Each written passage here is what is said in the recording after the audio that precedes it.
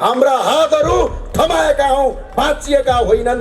बाघ निधाएको हो, मरेको होइन। बाघ निधाएको मरेको होइन। बाघ राजा आवाज पनि निधाएको मात्रै हो, मर्या होइन। आउजी नभन्नुस् प्रचण्डजीहरूलाई, पसले भन्नुस् भन्नुभएको छ मलाई। म त पसले भन्न थालेको छु अहिले। विभिन्न पसल खोलेर एउटा बेइमानी, एउटा अयोग्य, एउटा देशको लुटेरा, एउटा भ्रष्टाचारीलाई चुनाव जिताएर आफ्नो खुट्टोमा आफै बन्चरो आने हो, आफ्नो भविष्य बर्बाद पारेको। प्रचण्डजी कति वर्ष भयो राजा भएको? 34-35 वर्ष भएन। एउटै पार्टीमा वर्षौं वर्ष एकजना मात्रै। किनकि यो देश राजाको सम्पत्ति हो, सम्पत्तिको माया सबैलाई। एकदम जनताको शासन चलाउने पार्टी हो भनेर भन्न अलिकति पनि लाज लाग्दैन? तिम्रो अध्यक्षहरू ए बाबु सोध्छौ किन ढोटी टोपी फुकालेर जाऊ न पाउ पर, त्यसपछि यो देशमा तिमीलाई जनताले गद्दार हो भनेर घोषणा गर्नेछ। यस्तो अवस्था आयो आज देशमा। तपाईको जति हिम्मत छ अझै नङ्ग्याउनुस्, किनकि हामी गल्ती गरेका छैनौं। हिम्मत छ ज्ञानेन्द्र साईले 10 रुपियाँ खायो भन्ने, कमल थापाजीले गाईभित्र खानुभयो, उहाँले जनतालाई धोका दिनुभयो। उहाँ पनि प्रचण्ड ओली भन्दा कम हुनुहुन्न। त्यसकारण रगत हाम्रो बगेको छ, माटो पुरै भिजेको छ। पूर्व मेचीदेखि पश्चिम महाकालीबाट रापरवा ज्राकज्रुक उठेको छ, ज्राकज्रुक उठेको छ। साथीहरूलाई प्रश्न सोध्न चाहन्छु, एमालेका साथीलाई प्रश्न सोध्न चाहन्छु, तिम्रा नेताहरू विगत कति वर्षदेखि राजा बनेर बसिरहेछन्? किनकि बा आई लभ यु भन्दै हिँड्छन् नि ती नक्कली छोराहरू।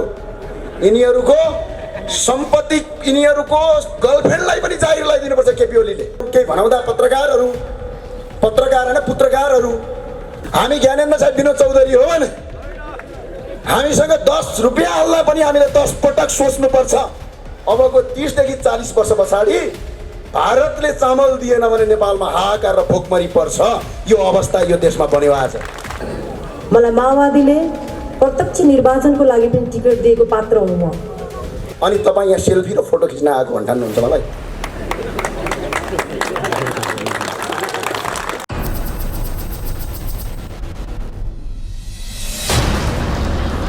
फटाफट नाम सुनिरहेको हुन्छ। सक्रिय रूपमा राजनीतिमा किन लागेकी होला?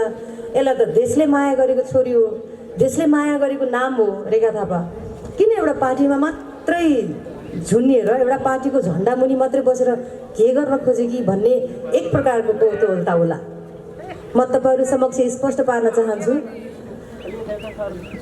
म जति बेला माओवादीमा थिएँ, मलाई माओवादीले प्रत्यक्ष निर्वाचनको लागि पनि टिकट दिएको पात्र हुँ म। मलाई कुनै समय 62-63 मलाई मन पर्थ्यो। मलाई मात्र होइन, सिङ्गो नेपाललाई केही गर्छ होला त्यो पार्टीले। यो देशमा व्यवस्था परिवर्तन भइसकेपछि जनताको माझमा सुख सुविधा, समृद्ध नेपाल, दलित मुक्ति, महिला मुक्ति, युवाहरूलाई रोजगार लगायतका जुन जुन मुद्दा उठाइएको थियो त्यो मुद्दा कार्यान्वयन हुन्छ होला भन्ने ठाने। मैले पनि कलाकार पर्यो, अलिकति भावनात्मक होइन्छ। म पनि गएँ 7 दिनलाई सिंहदरबार अगाडि। तर जब म भित्र भिज्दै गएँ मलाई लाग्यो, मलाई अस्ति भर्खर के भन्नु भने साउजी नभन्नुस् प्रचण्डजीहरूलाई, पसले भन्नुस् भन्नुभएको छ मलाई। म त पसले भन्न थालेको छु अहिले। विभिन्न पसल खोलेर कङ्ग्रेसको एउटा पसल, एमालेको अर्को पसल, माओवादीको अर्को पसल, त्यो पसलमा बसेर जब मैले महसुस गरेँ माओवादी नामक पसलमा खाद्यान्न खासै हाइजेनिक थिएन, जनताको स्वास्थ्यको लागि हानिकारक खाद्यान्न लाग्यो मलाई। भन्नको तात्पर्य एजेन्डाहरू नेपाली जनतालाई झुक्क्याउने मात्रै थियो।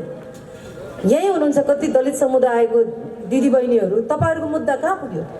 तपाईँहरूको काँधमा बन्दुक राखेर यी सबै पार्टीहरूले राजनीति मात्रै गरे र आफ्नो छोराछोरी पढाउनका लागि राजनीति गरे, आफू पैसा कमाउनका लागि राजनीति गरे, आफू धनी हुन, समृद्ध हुन, आफूलाई मात्रै सबै चिज गर्नका लागि मात्रै राजनीति गरेको मैले महसुस गरेँ। पछि मलाई के लाग्यो भने मैले यो साझा परिचय थाँती राखेर मेरो देशको मौलिक पार्टी, मेरो देशको स्वाधीनता जगाउने पार्टी, मेरो देशको यो देशको जति इतिहास छ त्यति नै इतिहासको एउटा हिस्सा हो राप्रपा पार्टी भन्ने महसुस गरेर म राप्रपामा आबद्ध भएँ। यो देश बनाउने पार्टीमा आबद्ध भएँ।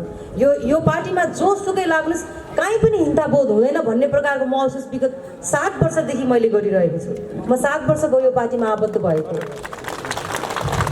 र सम्पूर्ण नेपालीहरूलाई म के आग्रह गर्न चाहन्छु भने यी पसलेहरूसँग जति किने पनि, जति उनीहरूलाई धनी बनाए पनि अन्तिममा हाम्रो हातमा चाहिँ शून्य नै हुन्छ। एउटा अल्बर्ट आइन्स्टाइनको एउटा भनाइ छ, त्यो भनाइसँग म एकदम 100% विश्वास गर्छु। उहाँले के भन्नुभएको थियो भने एउटै मान्छेलाई पटक पटक ल्याएर त्यो मान्छेबाट विपरीत, त्यो मान्छेबाट सही प्रकारको अपेक्षा गर्नु भनेको पागलपन हो। हामी अहिले पागलपन जस्तो छैन हामीमा।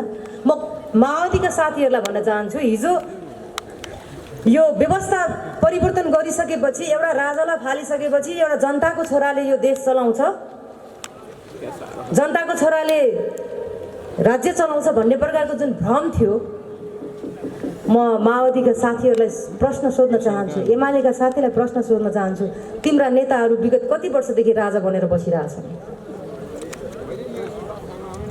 प्रचण्डजी कति वर्ष भयो राजा भएको? 34-35 वर्ष भएन। एउटै पार्टीमा वर्षौँ वर्ष एकजना मात्रै अध्यक्ष बनिरहन्छ, त्यो निरङ्कुशता होइन। राजतन्त्रलाई निरङ्कुश शासन भनिन्थ्यो। कम्युनिस्टहरूको निरङ्कुशता चाहिँ कहिले पनि महसुस नगर्ने र छाती खोलेर, कम्युनिस्टका कार्यकर्ताहरू एकदम छाती खोलेर हामीले राजा फाल्यौँ, हामीले राजतन्त्र फाल्यौँ, हामी चाहिँ एकदम जनताको शासन चलाउने पार्टी हो भनेर भन्न अलिकति पनि लाज लाग्दैन? तिम्रा अध्यक्षहरू वर्षौँ वर्षदेखि तिमीमाथि विचारको शासन गरिरहेछन्, तिमीहरूलाई बन्दी बनाइरहेछन्। त्यो बन्दीबाट मुक्त कहिले हुने? मैले देखेको नेपालीहरू विचारको बन्दी हुनु हुँदैन। नेपालीहरू बहादुर छन्। हिजो तपाईँ हामीमाथि जसले काँधमा बन्दुक राखेर राजनीति गरे, सत्तामा पुगे, कसैको लागि राजनीति नाम कमाउने खेलो भयो होला, कसैलाई पैसा कमाउने खेलो भयो होला। अब म तपाईँहरूलाई अनुरोध गर्छु, सम्पूर्ण नेपाली जनतालाई अनुरोध गर्छु, अब राजनीति तपाईँहरूले गर्ने बेला आएको छ। तपाईँहरू राजनीति गर्नुहोस्। अब व्यवस्था परिवर्तन गर्नका लागि नेपाली जनताको ठुलो हात छ। मैले सुनेको छु, मैले बुझेको छु, नेपाली जनता धेरै निराश हुनुहुन्छ। म पनि निराश छु। मेरा दाजुभाइहरू दिनै पछि विदेशी न बाध्य छन्। मेरा दिदीबहिनीहरू हातमा शिक्षा भए पनि रोजगारी विहीन छन्, दाजुभाइहरू रोजगारी विहीन छन्। तपाईँहरू साँच्चै नै मान्छे भएर बाँच्ने हो भने, साँच्चै नै हामी परिवर्तनको पक्षधर हौँ र यो हामीले चाहेको खण्डमा हाम्रो एक भोटले यो देश परिवर्तन हुन्छ भन्ने तपाईँहरूलाई लाग्छ भने अब तपाईँहरूको अग्नि परीक्षा सुरु भएको छ।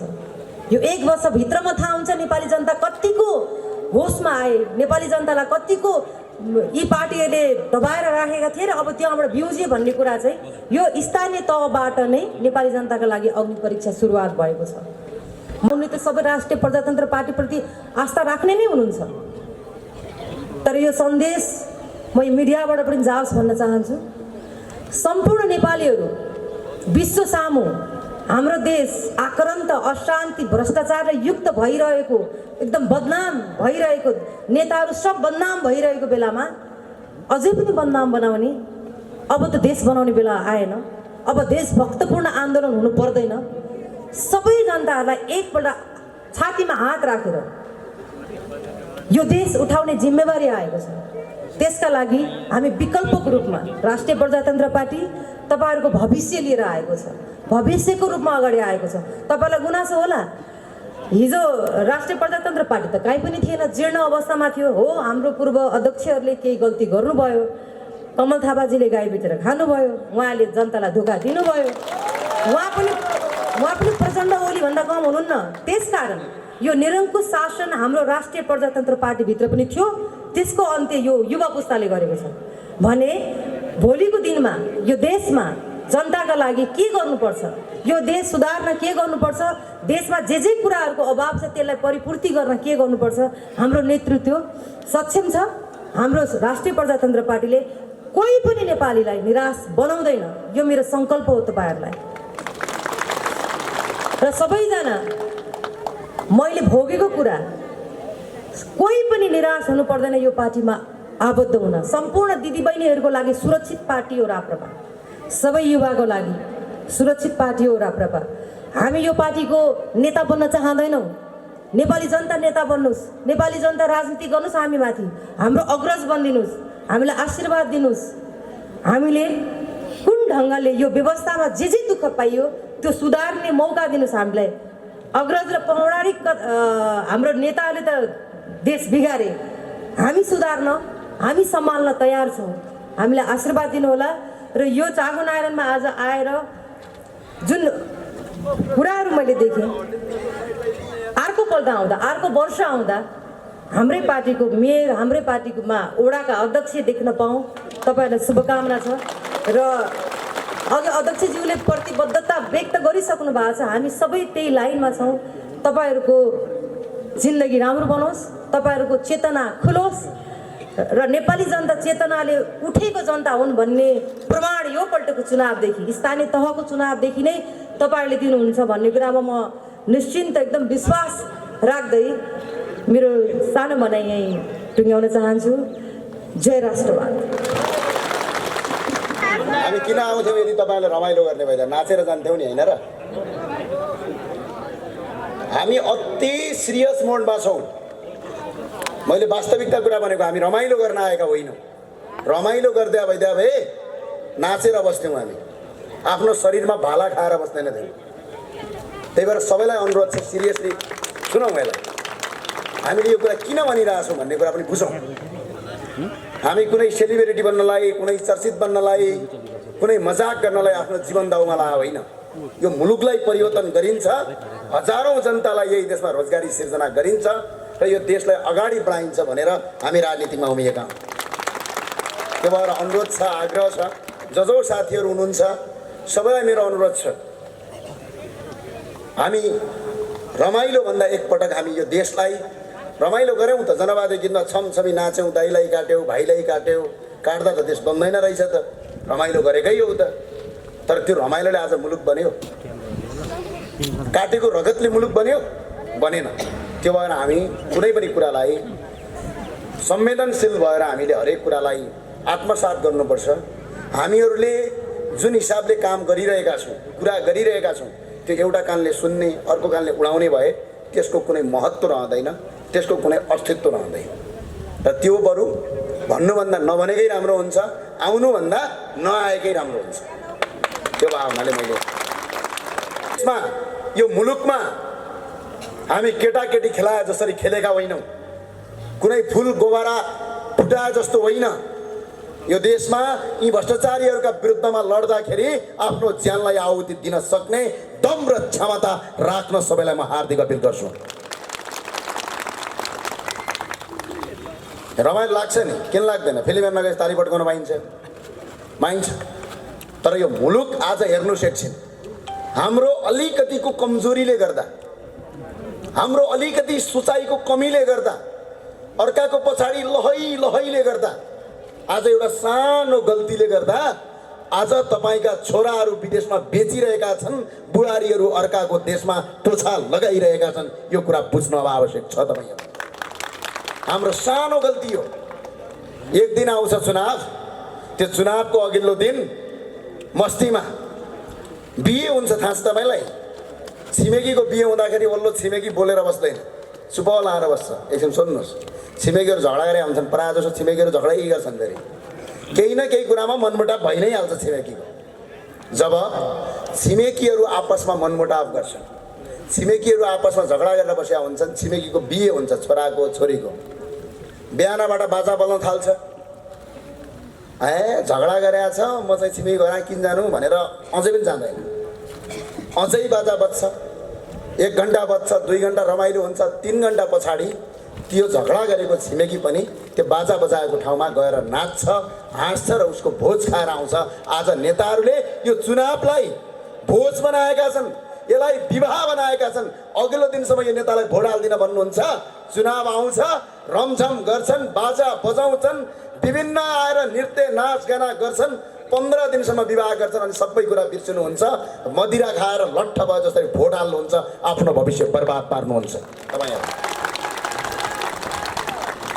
धेरै मान्छेलाई लागेको होला यो चुनाव कसैलाई यो सत्ताको सिडी चढ्ने माध्यम होला, कसैलाई शक्ति आर्जन गर्ने माध्यम होला। तर तपाईँ हामी जस्ता हजारौँ करोडौँ युवाहरूका लागि भरोसाको र आशाको केन्द्रको ढोका हो यो चुनाव। यसलाई मजाक नठानौ तपाईहरुले, म आग्रह अनुरोध गर्न चाहन्छु। अहिले एउटा जबरजस्त एउटा युवा समाज छ नेपालमा। चुनावमा म जाँदिन, भोट हाल्दिन, मलाई मतलब छैन। तपाईका छोराछोरीले पनि भन्छन् घरतिर, बाबु चुनाव आयो राम्रो मान्छे चुन्नुपर्छ भन्दा मलाई के मतलब, म त राजनीतिक भनेको आई हेट राजनीतिक भन्छ। फेरि इङ्ग्लिस पनि जान्छ अलिअलि, किनकि पढाइदिनु भएको छ नि। नेपाली बोल्नुभन्दा उसलाई इङ्ग्लिस बोल्दाखेरि प्यारो लाग्छ। अङ्ग्रेजी बोल्नु भनेको संसारको उत्कृष्ट भाषा हो भन्ने लाग्छ। त्यो भाषा र ती युवाहरूलाई एउटा मेरो अनुरोध छ, राजनीतिमा तटस्थ बस्नु भनेको, तपाईले कुनै सही मान्छेलाई चुनावमा भोट नहाल्नु भनेको तपाईले घरमा बसेर तटस्थ गरेको होइन। एउटा बेइमानी, एउटा अयोग्य, एउटा देशको लुटेरा, एउटा भ्रष्टाचारीलाई चुनाव जिताएर आफ्नो खुट्टोमा आफै बन्चरो आने हो, आफ्नो भविष्य बर्बाद पारेको। तपाईहरु यो हेक्कार होस्, तपाईहरुलाई अनुरोध छ, चुनावमा तपाईले सही मान्छेलाई नचुन्नु, तटस्थ बस्नु भनेको अपराधीले चुनाव जित्छ। उदाहरणका लागि रोल्पालाई याद गरौँ। रोल्पाको एउटा गाउँपालिकामा चुनाव भयो, जम्मा मतदाता 2800 मान्छे मतदाता थिए, तर त्यहाँका गाउँपालिका मान्छेले धेरैले भोट हालेनन्। जम्मा भोट खस्यो कति, 155 को 150 वटा भोट खस्यो। चुनाव जित्नेले 112 भोट ल्याएर गाउँपालिकाको अध्यक्ष आज पनि पट्काइरहेछ, आज पनि देश लुटिरहेछ। अनि जसले चुनावमा भोट हालेनन् तिनीहरू त्यो लुटेराको दास बनिराखेका छन्। यो कुरा हेक्कार होस् र आज यो अवस्था हेर्नुहोस् त। यो देशमा अघिल्लो चुनावको डाटालाई केलाउनुहोस्, एकछिन पढ्नुहोस्, अध्ययन गर्नुहोस्, कति चुनावमा भोट खस्यो। अघिल्लो चुनावमा यो देशमा जम्मा 36 लाख र 35 लाख भोट ल्याएकाहरूले देशको 2/3 सरकार भने। टोटल जनसङ्ख्याको यदि त्यसलाई तपाईको यदि प्रतिशतमा हान्ने हो भने जम्मा 11% भोट हो। यदि जम्मा जति भोट खसेको छ त्यो भोटको जम्मा 44% हो। यदि जति तपाईको भोटर छन् त्यसको जम्मा 24% भोट ल्याएर यो देशको सत्ता 2/3 बहुमत भनेर फुरफुर गर्छन्। भोट आयो एमालेको 36 लाख, नेकपाहरूको 36 लाख आयो, तर 58 लाख मान्छेले भोट हालेन। 58 लाख ठुलो कि 36 लाख? त्यो 58 लाखले भोट हालेनन्। किन थाहा छ? थिएन। तर 36 लाखले चुनाव जितेर 58 लाख भोट नहाल्नेलाई दास बनाए। अहिले पनि तिनका मालिक भएका छन् र दास भयो 58 लाख जनता। त्यही भएर आउने चुनावमा स्वतन्त्र नागरिकले भोट हाल्नुहोस्। यो सामान्य कुरा होइन। तपाईलाई मजाक लाग्यो होला, भन्नुहुन्थ्यो त बेला बेला, ओहो युवा चाहियो, युवा चाहियो, आहा लेखिहाल्छन् आजभोलि। आहा कस्तो, मलाई कहिलेकाहीँ हेर्दाखेरि पनि अचम्म लाग्छ। ती युवा साथीहरू, ती बुद्धिजीवी वर्ग भनाउँदाहरू के गर्छन् थाहा छ? मेक्सिकोमा 35 वर्षको एउटा विद्यार्थी राष्ट्रपति भयो। फेसबुकमा स्टाटस लेख्छन्, हाम्रो देश बुढा नेताहरूले बिगारे हौ लौ, त्यो भएर हामी मेक्सिकोको राष्ट्रपति युवा चाहियो भन्छौँ। अनि हामी जस्ता 30 वर्षका युवा यो राष्ट्रिय प्रजातन्त्र पार्टीको प्रवक्ता छौँ, हामीलाई समर्थन गर्नुको सट्टा कुरा काटेर बस्छन्। अनि यस्ता युवा हुन्छन्। अनि यसरी हुन्छ। मेक्सिकोको 35 वर्षको मान्छे प्रधानमन्त्री राष्ट्रपति भयो भनेर ट्विट गर्छन् केही भनाउँदा बुद्धिजीवीहरू, केही भनाउँदा पत्रकार होइन पुत्रकारहरू, भनाउँदाहरू भन्छु, जो एनजिओ आइएनजिओको फन्ड मात्र यिनीहरू चल्छन्। यिनीहरूका मालिकहरू नेपाली होइनन्, मालिक पनि विदेशी छन् यिनीहरूका। हामीलाई थाहा छैन भने नेपालमा पत्रकारिता क्षेत्रमा, आम सञ्चारको क्षेत्रमा, डिफेन्सको क्षेत्रमा तपाईको विदेशी लगानी लगाउन पाइँदैन, विदेशी मान्छे मालिक बन्न पाइँदैन। आज यो देशका मूलधारका मुख्य पत्रिका विदेशीले चलाउँछ। तिनीहरू के गर्छन् थाहा छ? मेक्सिकोको 35 वर्षको मान्छे प्रधानमन्त्री भयो भने लेख्छन् सारा। तर जब यो देशको एउटा विद्यार्थी राजनीति गर्ने उमेरको राजेन्द्र लिङ्गदेल यो देशको पार्टीको अध्यक्ष, 30 वर्षको मान्छे म यो देशको प्रवक्ता छु, हाम्रा विरुद्धमा लेख्न पाए अरू केही गर्दैनन् र विरुद्धमा ट्विट गर्छन्। अनि 70 वर्षका केपी ओली र शेरबहादुर देवाललाई भोट हाल्छन्। अनि यो देश, अनि यही हो अवस्था, यही हो अवस्था भन्ने बेला विदेशका युवालाई अस्ति एकभरि खतरा भयो, राष्ट्रपति भए, सायद भर्खरकै छन्, धेरै उमेरका छैनन्। नेपालभरि हुटिङ चल्यो।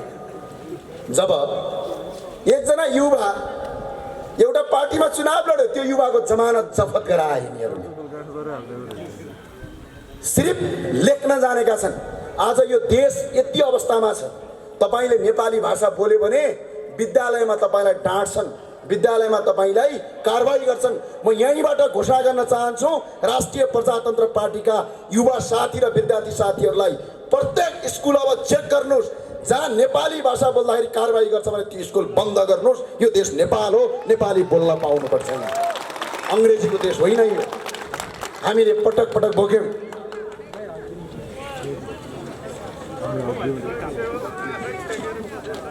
हेर्नुहोस्, अचम्म छ, कहिलेकाहीँ अचम्म लाग्छ मलाई। यति सुन्दर देश छ है, मलाई रमाइलो लाग्छ। हामी बस्न पाएछौँ।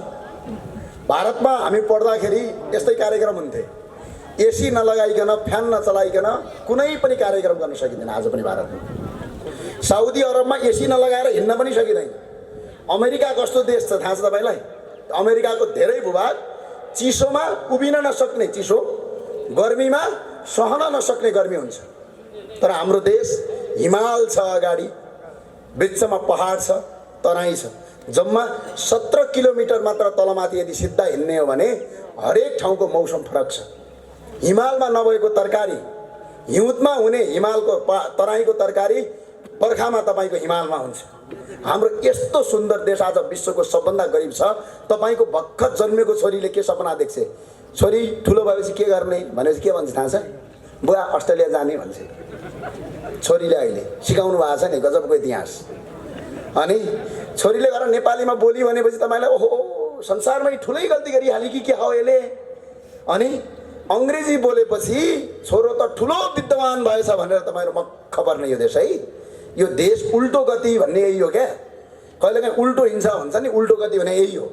अनि आज हरेक युवाले यो देशमा भविष्य देख्दैन, हरेक नवजवान युवाले यो देशमा केही गर्न सकिँदैन भन्ने कुरा मेन्टालिटी भरिएको छ। यो सबै बनाउने तपाईँ पनि हो, हामी पनि, तपाईँ हामी जस्ता मान्छेले बनाएको। यसलाई परिवर्तन गर्न सक्नु, यही देशमा काम गर्न सकिन्छ, यही देशमा विकास गर्न सकिन्छ। यो देश मेरो हो, म यो देशको नागरिक हो भन्ने भित्री भावनाको विकास गर्न आवश्यक छ। चाहे त्यो माओवादी हो, चाहे त्यो एमाले हो, चाहे त्यो काङ्ग्रेस होस्, चाहे त्यो रापरपा होस्, यो पार्टीको कुरा होइन। यो देशको आज सबभन्दा ठुलो रोग भनेको बेरोजगारी, सबभन्दा ठुलो रोग भनेको नेपालमा केही हुँदैन, सबका सब विदेशमा हुन्छ भने मनस्थिति दिमागमा पाल्नु। यो भाइरस हो, यो भाइरसको अन्त्य गर्न सक्नु अब हामी युवाको सबभन्दा ठुलो चुनौती हो। त्यो चुनौतीलाई आत्मसात गर्नुपर्छ।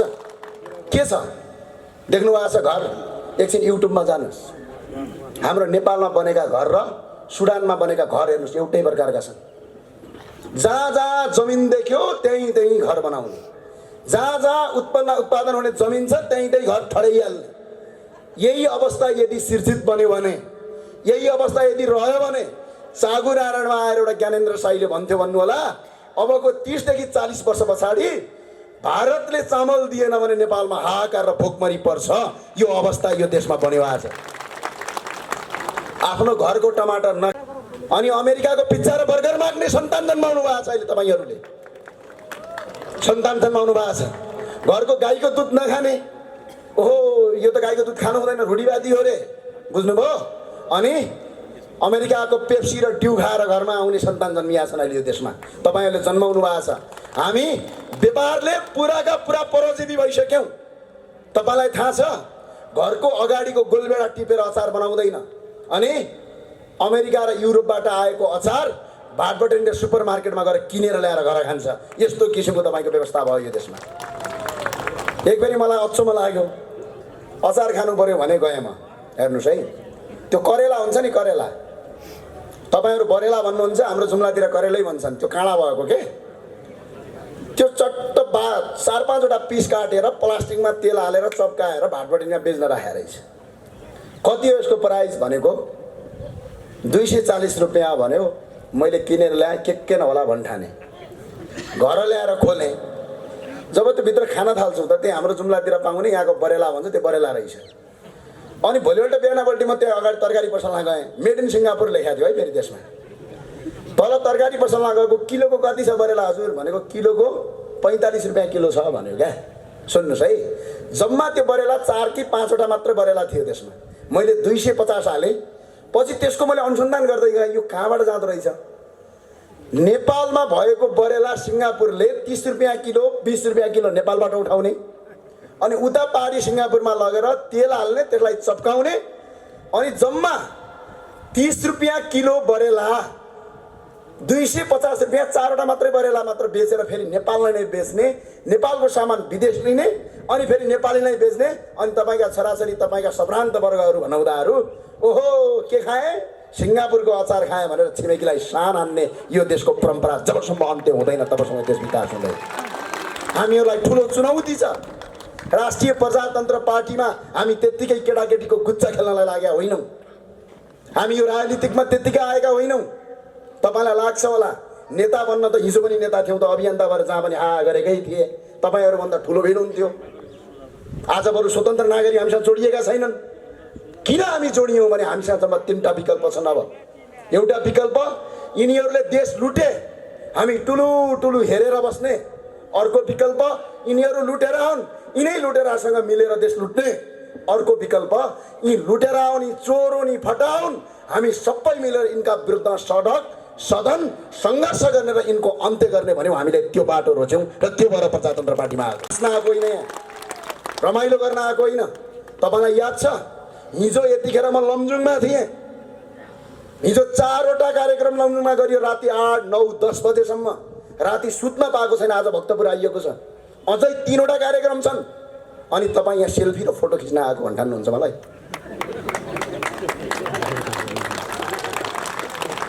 तपाईँहरू सबैलाई मेरो अनुरोध छ, नेता भ्रष्टाचारी भयो भन्नुहुन्छ अनि कार्यकर्ता खुबै गतिल्ला हुनुहुन्छ नि। किन नेता भ्रष्टाचारी हुन्छ? पेट्रोल हाल्दे भन्छन् कार्यकर्ताले, कार्यकर्ताको गर्लफ्रेन्डलाई जागिर लगाइदे भन्छ। त्यही भएर म कुनै पनि कार्यकर्ताले आफ्नो व्यक्तिगत जीवनको कामका लागि र गैर कानुनी कामका लागि मलाई सिफारिस नगरिदिन हुन म हार्दिक अपिल गर्दछु, यहाँबाट अनुरोध गर्दछु। किन हुन्छन्? तपाईँलाई थाहा छ प्रधानमन्त्री पूर्व प्रधानमन्त्री केपी शर्मा ओलीको छोरा पनि हुनुहुन्न, छोरी पनि हुनुहुन्न, व्यक्तिगत सम्पत्ति पनि छैन, तर यो देशको सबभन्दा ठुलो भ्रष्टाचारी केपी शर्मा ओली हुनुहुन्छ। किन होला? किनकि बा आई लभ यु भन्दै हिँड्छन् नि ती नक्कली छोराहरू। यिनीहरूको सम्पत्ति यिनीहरूको गर्लफ्रेन्डलाई पनि जागिर लगाइदिनुपर्छ केपी ओलीले, खाने पैसा पनि दिनुपर्छ, बाइकमा तेल हाल्ने पैसा पनि दिनुपर्छ।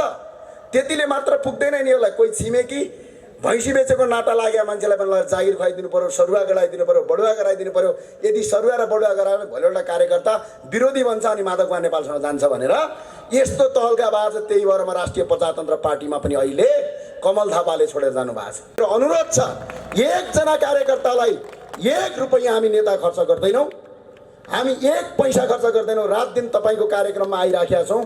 खाना दिनुहोस्, 1 छाक खाना दिनुहोस्। हिँड्नका लागि एउटा बाइक छ भने बाइकका पछाडि बसाल्नुहोस्, गाडी छ भने गाडीका पछाडि बसाल्नुहोस्, हुँदैन सार्वजनिक यातायात छ भने त्यसको पछाडि बसाल्नुहोस्। हामीसँग रगत छ, केही गर्न सक्ने सोच छ, आशा छ, भरोसा छ। यसका लागि तपाईँ साथ दिनुहोस्। 20 वर्ष यो देशमा काम गरौँ, त्यसपछि देश विकास भएन भने भन्नुहोला यो देश विश्वको सुन्दर देश बनाउन सक्छौँ हामी। तपाईँले अहिलेदेखि नै हामी नेताका पछाडि दौडिने, अहिले नै यहाँ राजा साहबले यहाँ कार्यक्रम गर्नुभएको छ, थाहा होला यो पीडा, मैले भन्नु पर्दैन। अहिलेदेखि नै दाई भन्ने होइन, दाई तेल हाल्दिनस् त्यही भएर कार्यक्रममा आइन भन्ने। के का लागि हामीले तेल हाल्दिने तपाईँहरूलाई? के का लागि हाल्दिने? भोलि यो देश बन्यो भने हाम्रा सन्तान मात्रै पढ्ने हुन्, यो देश विकसित भयो भने हाम्रा सन्तानले मात्रै भोग्ने हुन्। नेता पनि बन रे, पैसा पनि देऊ रे, बाइकमा तेल पनि हालिदेऊ रे, कार्यक्रम पनि गरिदेऊ रे, चिया नास्ता पनि खुवाइदेऊ रे। यो बाबा हामी विनोद चौधरी हो भने नेता जस्तो भिकारी कोही पनि हुँदैन। तपाईँ धनी हुनुहोस्, हामी गरिब हुन्छौँ। हामी गरिब भयौँ भने तपाईँहरू जनता धनी भयो भने बत्ता देश बन्ने हो। संसारको सबभन्दा देश कतिखेर गरिब हुन्छ भने नेता धनी भयो भने देश बर्बाद हुन्छ। हामीलाई गरिबै हुन दिनुहोस्, तर 1 छाक खाना दिनुहोस्, काहीँ भेटेको बेला चिया खुवाउनुहोस्। अनि यसो नगर्नु कहिलेकाहीँ कार्यक्रममा जान्छु म हो भन्छन् पहिला है, मन्दिरमा गएर टिका लगायो अनि हामी त 10 रुपियाँ दिने हो पुजारीलाई, त्योभन्दा बढी त दिँदैनौँ, किन छैन हामीसँग।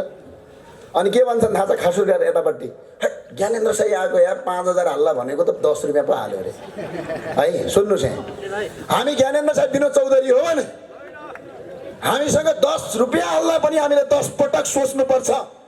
तपाईहरू हामीलाई भ्रष्टाचारी बनाउने कि नबनाउने भनेको नेपालका तमाम तपाईँ समर्थकको हातमा छ। तपाईँ निस्वार्थ चुनाव जिताइदिनुहोस्। 1 रुपियाँ पैसा खाएर होइन, 1 रुपियाँ पैसा नखाएर चुनाव जिताउनुहोस्। आफ्नो व्यक्तिगत स्वार्थभन्दा माथि राष्ट्रिय स्वार्थ राखेर चुनाव जिताउनुहोस्। त्यसपछि तपाईँको राम्रो मान्छेले काम गर्छ। चुनावको बेला 10 करोड खर्च गरेर लाउने अनि भोलि चुनाव जितेपछि 20 करोड खान्छ नि। यहाँको नगरपालिका अहिले मेयरले खाए जस्तै यसरी नै खान्छ नि। त्यही भएर सुध्रिनुहोस्। मेरो अनुरोध छ, मेरो आग्रह छ, सबैलाई मेरो अनुरोध छ। अहिले स्थानीय तहको चुनाव हुँदैछ। यो चाँगुनारायण नगरपालिकामा पनि राष्ट्रिय प्रजातन्त्र पार्टीका प्रत्येक यहाँका उम्मेदवारले कसम खानुपर्छ मन्दिरमा गएर भ्रष्टाचार गर्नु आफ्नी आमाको रगत खानु बराबर हो भनेर। चुनावको उम्मेदवार घोषणा हुनभन्दा अगाडि यदि गर्नु भएन भने आचार संहिताभित्र पर्दैन। चुनाव जितिसकेपछि त्यो कसम खानुस्। र अर्को, तपाईँ 1 रुपैयाँ पनि खर्च नगरेर चुनावमा जानुस्। जिते जितिन्छ, हारे हारिन्छ, तर चुनाव हारिन्छ जनताको मनबाट हारिँदैन, स्वाभिमानबाट हारिँदैन। त्यसका लागि म हार्दिक अपील गर्न चाहन्छु। भन्छन् के भन्छन् थाहा छ? हामीलाई राजावादी भन्छन्। हामीलाई राजावादी भन्छन्, थाहा छ तपाईँलाई? थाहा छ कि छैन? यो देशको माटोलाई माया गर्ने, यो देशको धर्मलाई माया गर्ने, यो देशको भूगोल र नेपाली माटोको सिद्धान्तलाई माया गर्नलाई राजावादी भन्दाखेरि हामीलाई गौरव लाग्छ। अब सुन्नुहोस्, यो देशको माटो, यो देशको भूमि, अहिंसा मन पराउने हामी राजावादी हौँ भने यो देश लुट्ने, हिंसा गर्ने, बम पट्काउने, विदेशीको तपाईँको कट्टुसम्म धुनेलाई हामी के भनौँ? चोर फटा दलाल भन्छौँ हामी राजावादी हौँ भने तिमी चोर फटा दलालवादी हो। गौरव गर्ने बेला आएको छ। रगत हाम्रो बगेको छ, माटो पुरै भिजेको छ। रगत हाम्रो बगेको छ, माटो पुरै भिजेको छ। पूर्व मेचीदेखि पश्चिम महाकालीबाट रापरमा ज्राकज्रुक उठेको छ, ज्राकज्रुक उठेको छ। तपाईहरूलाई धेरै धेरै धन्यवाद छ। हामी विभिन्न आमसभामा गएका छौँ, लहर चलेको छ, तर यो लहरलाई सही ठाउँमा सही रूपमा प्रयोग गर्न सक्नु अब हामी नेतृत्वको चुनौती पनि हो। यसलाई हामीले सही ठाउँमा सेफ ल्यान्डिङ गर्नुपर्छ। आज कार्यकर्ताहरू, पार्टीका विभिन्न नेताहरू उनका पार्टी छोडेर यहाँ आएका छन्, त्यत्तिकै आएका छैनन्। राजेन्द्र लिङ्गदेलज्यूको सोच, हाम्रा पार्टीका नेताहरूको विचार र आजसम्म भ्रष्टाचार नगरेका कारणले जनता जोडिएको हो। यी जनतालाई सही ठाउँमा राख्नु हाम्रो अब कर्तव्य हो। झुक्ने छैनन् शिरहरू जति काट्न खोजे पनि, झुक्ने छैनन् शिरहरू जति काट्न खोजे पनि, ढल्ने छैन आशाका किरणहरू, ढल्ने छैनन् आशाका किरणहरू जति बदनाम गर्न खोजे पनि, जति बदनाम गर्न खोजे पनि। म आज भन्न चाहन्छु, तपाईँ जति सक्नुहुन्छ विभिन्न पार्टीका साथीहरू हामीलाई खुइल्याउनुहोस्। तपाईको जति हिम्मत छ अझै नङ्ग्याउनुहोस्, किनकि हामी गल्ती गरेका छैनौँ। हिम्मत छ ज्ञानेन्द्र साईले 10 रुपियाँ खायो भन्ने, ल हिम्मत छ भने निकाल अडियो काण्ड, निकाल भिडियो काण्ड। एकपटक मैले भनेको थिएँ, के थाहा छ? यो देश तपाईँ हाम्रा पुर्खाले आर्जेका हुन् भनेको थिएँ, अनि यो देश के अङ्ग्रेजका पुर्खाले आर्जिया हो? हामी नेपालीकै पुर्खाले आर्जेको हो। यो अडियो काटेर खुब भाइरल गरिरहेछन्। अझै काट, अझै हाल, अझै भाइरल गर यो, किनकि यो देश आज पनि हामी छाती खोलेर भन्छौँ, तपाईँ हाम्रा पुर्खाले आर्जेको हो, अङ्ग्रेजका पुर्खाले आर्जे होइन। संसारमा सबभन्दा ठुलो कुरा इमान हुन्छ, बेइमानहरू हुँदैन। इमानलाई आत्मसात गरौँ, मुलुकको बाटोको रूपान्तरण गरौँ। कतिसम्म समस्या छ? कहाँ जाने भन्नु त मलाई? कहाँ जाने? अहिले अन्याय पर्यो, अदालतका अगाडि तपाईँ जानुभयो, कसैले तपाईँलाई अन्याय गर्यो भने अदालत जानुहुन्छ, अदालतले चर्को फिस लिन्छ, अनि तपाईँ के भन्नुहुन्छ त्यो अधिवक्तालाई? कस्तो उल्टो गतिमा नेपालको समाज गयो जस्तो लाग्छ मलाई त। थाहा छ?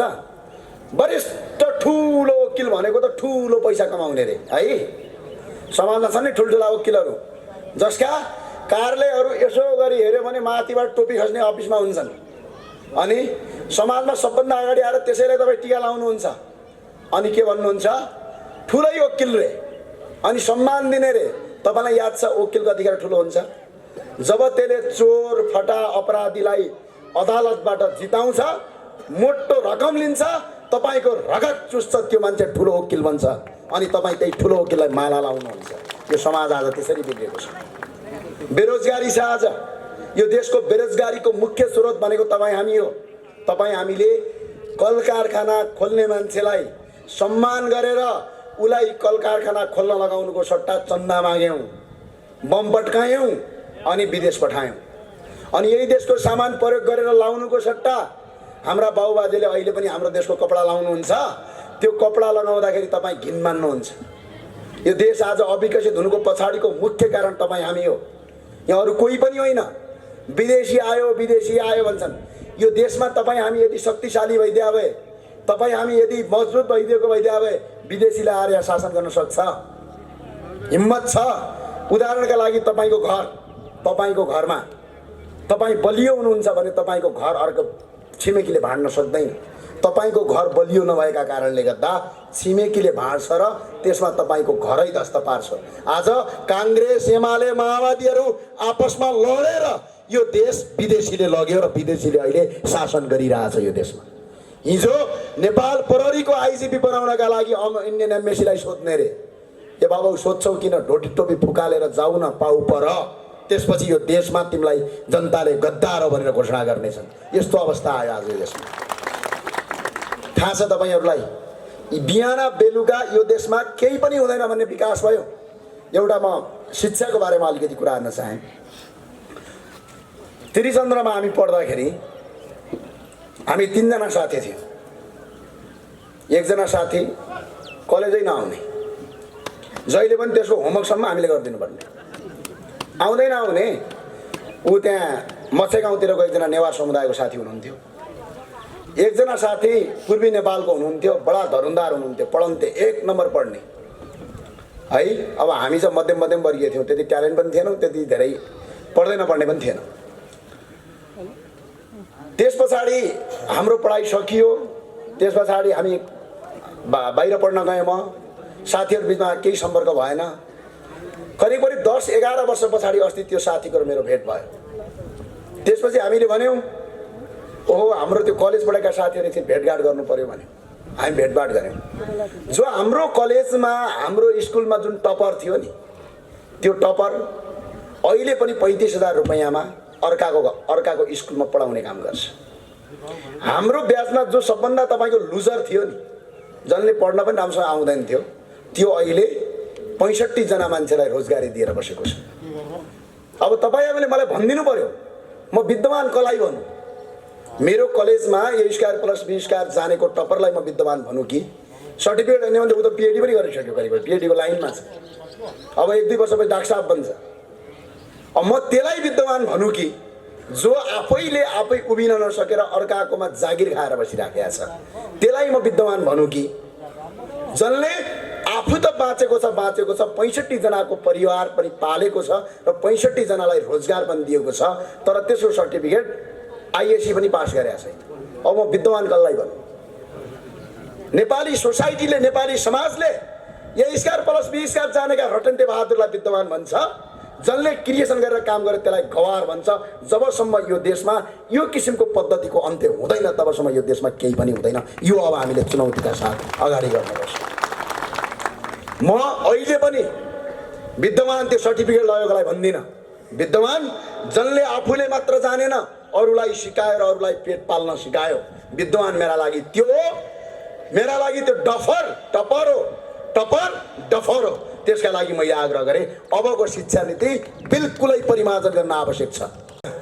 तपाईँका छोराछोरी जति पढे त्यति बिग्रिया किन हुन्छ? एकछिन सम्झिनुहोस् त, यो देशमा बेरोजगार को छ? 8 क्लास पढेको मान्छे कोही बेरोजगार छ? 5 क्लास पढेको छ, काम गर्छ के? कि त श्रमको काम गर्छ, कि त मेकानिकलको काम गर्छ, कि त खन्ने काम गर्छ। यो देशमा सबभन्दा बढी बेरोजगार, सबभन्दा बढी डिग्री पढेको मान्छे। किन बेरोजगार होला? किनकि हामीले त्यो शिक्षामा आजसम्म जो नेपालको शिक्षा छ त्यो शिक्षाले गरी खान सिकाएन। सिर्फ बेरोजगार उत्पादन गर्ने अङ्ग्रेजको एउटा कल्पना थियो, कसरी इन्डिया र साउथ एसियनहरूलाई बेरोजगार बनाउने, डफर बनाउने। त्यो शिक्षा नीति लागू गरेर आज हरेक जनता आज बेरोजगार छ। आफ्नो देशप्रति माया गर्नुको सट्टा विदेशप्रति माया गर्छ, अङ्ग्रेजप्रति माया गर्ने बनाएका छन्। त्यही भएर अबको हाम्रो विकल्प यो शिक्षा नीतिलाई व्यापक परिमार्जन गर्न आवश्यक छ। होइन भने यो देश बच्दैन, यो मुलुक बच्दैन। तपाईँहरूले चुनाव किन हारेको थाहा छ? सम्झिनुहोस् त एकछिन। जो कर्मले हिन्दू हो है, यसो हात गर्छ, रक्तिम क्रान्तिकारी भन्छ, गएर जसले हिन्दू धर्ममा छ त्यसैलाई भोट हाल्छ। सम्झिनुहोस् एकछिन। तपाईँ जो कर्मले हिन्दू हुन्छ, जो तपाईँ जन्मले हिन्दू हुनुहुन्छ, जसले यो देशको हिन्दूलाई मार्यो, जसले मन्दिरमा मान्छे काट्यो, जसले मन्दिरमा गएर दिशा गर्यो, आज उसैलाई तपाईँले चुनाव जिताएर 64 सालमा सबभन्दा ठुलो दल बनाएन। किन? किनकि तपाईँको सोच, तपाईँको विचार बिल्कुलै विदेशवादी बनेको छ। यसलाई परिमार्जन नगर्दासम्म राष्ट्रिय प्रजातन्त्र पार्टीले चुनाव जित्दैन। यसलाई परिमार्जन गर्न आवश्यक छ। आज अघि नै भनिसक्नुभयो, एउटा किराँतको छोरा। धर्ममा अहिले पनि हाम्रो अध्यक्षले कोलममा किराँत लेख्नुहुन्छ। एउटा किराँतीको छोरा यो देशमा हिन्दू धर्म बचाउनुपर्छ भन्नुहुन्छ। जो कर्मले, जुन जन्मले हिन्दू हुनुहुन्छ तिनीहरू हिन्दू धर्म मास्नेलाई भोट हाल्नुहुन्छ। अनि तपाईँको हातभन्दा बेइमानी, तपाईँको हातभन्दा त्यो बेइमानी हात संसारमा कुनै पनि हात हुँदैन जसले आफ्नो घर आफै भत्काउनका लागि मतदान गर्छ। त्यो भएर तपाईँ अब नयाँ किसिममा अगाडि बढ्नुहोस्। हामीले धर्मलाई, यो देशको धर्मलाई सिर्फ हामीले धर्म मात्र होइन, हामीले सपना देखेका छौँ। यो देशमा आज पनि विश्वको सबभन्दा दुईवटा ठुला धर्म, एउटा हिन्दू, एउटा बुद्ध, अर्को किराँत। यी दुईवटा धर्मको पवित्र स्थल यो देशमा छ। आज पनि मठ मन्दिरको देश हो, यो देवी देवताको देश हो। यो देशमा हामीले यो धर्मलाई यदि अर्थतन्त्रमा हामीले परिमार्जन गऱ्यौँ भने, जसरी मक्का मदिना जाँदाखेरि हज कमिटीहरूका मुसलमानहरू गएर झन्डै साउदी अरबको 24% GDP तपाईँको मक्का मदिनाको हजबाट आउँछ। हामी विश्वका 121 करोड हिन्दू धर्मावलम्बीहरूलाई यो देशमा यदि ल्याउन सक्यौँ, यो मुलुकमा यदि ल्याउन सक्यौँ र तिनीहरूको 10% मात्र मान्छे नेपाल ल्याएर नेपालमा दर्शन गर्न सक्यौँ भने यो देशमा बेरोजगारीको अन्त्य हुन्छ, यो देशका होटलहरूको हाई हुन्छ, यो देशको GDP बढ्छ, यो देश काया पलट गर्छ भनेर हामीले हिन्दू राज्यमा आएको, त्यत्तिकैमा आएको होइन। अर्को कुरा गरे, राजा मागिरहेछन् यिनीहरू भने। हामीले राजा रहरले मागेको होइन, अर्थात् राजा आउलान् र हजुर हामीलाई मन्त्री बनाइदिलान् भनेर मागे होइन। राजाले मन्त्री बनाउने हो र मन्त्री त जनताले बनाउने हो। हामीले राजा माग्नका 3वटा कारण छन्। पहिलो कारण, अहिले युट्युबमा जाने, तपाईँले भिडियो हेर्ने, राजा महेन्द्रको बेलायत भ्रमण हेर्ने, राजा वीरेन्द्रको अमेरिका भ्रमण हेर्ने, राजा ज्ञानेन्द्र शाहको भारत भ्रमण हेर्ने, अनि त्यहाँ चुप्प लाग्ने, त्यहीमा फेरि गएर खोज्ने, राष्ट्रपति डाक्टर रामवरण यादवको अमेरिका भ्रमण हेर्ने, महारानी राष्ट्रपति विद्यादेवी भण्डारीको भारत भ्रमण हेर्ने, अनि त्यसपछि हेर्ने तपाईँ यदि नेपाली हो भने तपाईँको शिर झुक्छ, तपाईँ लासले भुतुक्क हुनुहुन्छ। आज राजा नहुँदाखेरि काङ्ग्रेस, कम्युनिस्ट, एमालेहरू एक अर्कासँग सडकमा नाराबाजी र झगडा गरेर यो देश बर्बाद पारे। त्यही भएर राजा एकताको सूत्र हो, त्यही भएर हामीले राजाको आवश्यकता ठान्यौँ यो देशमा। हामीले त्यत्तिकै होइन। अर्को कुरा याद गर्नुभएको छ, कहिलेकाहीँ यसो टिभी हेर्नुहोस्, विदेशको एउटा राजदूत आउँछ, सिधै ढोका ढकढक गर्छ, सभामुखले आफ्नै निवासमा बोलाउँछ। विदेशको एउटा राजदूत आउँछ, प्रधानमन्त्रीलाई आफ्नै निवासमा बोलाउँछ। राष्ट्रपतिको अगाडि जान्छ, उफरगौडी हालेर बस्छ, यस्तो उफरगौडी, बुझ्नुभयो? तर हिजो राजा वीरेन्द्रले उफरगौडी हालेर बस्नुहुन्थ्यो, अमेरिकन राष्ट्रपति झुकेर बस्थ्यो। त्यो भएर हाम्रो देशमा राजाको आवश्यकता छ भने त्यत्तिकै भनेका होइन। यो देशको शान हो, यो देशको मान हो, यो देशको इज्जत हो, यो देशको प्रतिष्ठा हो राजतन्त्र। राजतन्त्र कोही कसैको विदेशीको दास हुँदैन। यो देशमा यदि कसैलाई सबैभन्दा बढी यो देशको माया छ भने राजाभन्दा अरू कसैलाई पनि माया हुँदैन, किनकि यो देश राजाको सम्पत्ति हो। सम्पत्तिको माया सबैलाई। तपाईँलाई उदाहरणलाई सुन्नुहोस् त, एउटा घरमा तपाईँ भाडामा बस्नुहुन्छ, घरको माया त्यो भाडामा बसेको मान्छेलाई हुन्छ कि घरमुलीलाई हुन्छ? भन्नुहोस् त, कसलाई हुन्छ? यो देश राजाको घर, राजा यो देशको घरमुली हो। यी अहिले दलका नेताहरू भाडामा बसेका, भाडामा आएका मान्छे हुन्। त्यही भएर यिनलाई देशको माया छैन, त्यही भएर यो देशलाई कङ्कार गरिराखेका छन्। धेरै लामो बोल्ने साथीहरू हो।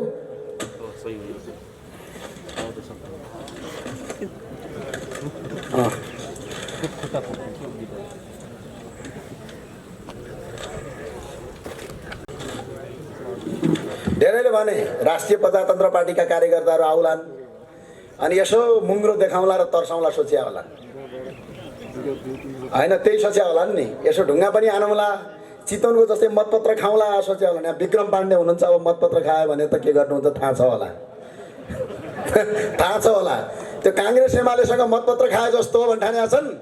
यो राष्ट्रवादी हौँ, त्यही भएर म अनुरोध गर्न चाहन्छु, हाम्रा हातहरू थमाएका हौँ, भाँचिएका छैनन्।